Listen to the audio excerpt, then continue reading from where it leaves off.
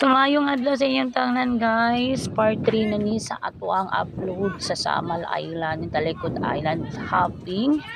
And then indot kaayo guys. So isa na siya sa mga tour nila dito no, tour spot nila. And then indot kaayo guys no, kay sama sa inyong mga nakita daghan jud nag-abil ani bisag 1,000 ang bayad per person.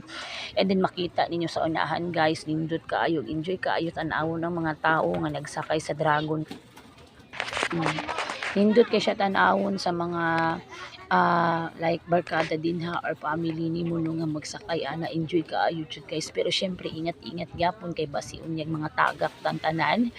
And then nindot kaayo guys, o tan-awa sila family jud. Nindot jud kaayo kay once in a lifetime lang jud ang family bonding mo og kauban, labaw nagkauban pud nimo ang imong mga barkada og imong ka-office mate. So kung diha di ay nangaligo ako ang mga akong igsuon og iyang mga kaopisina. So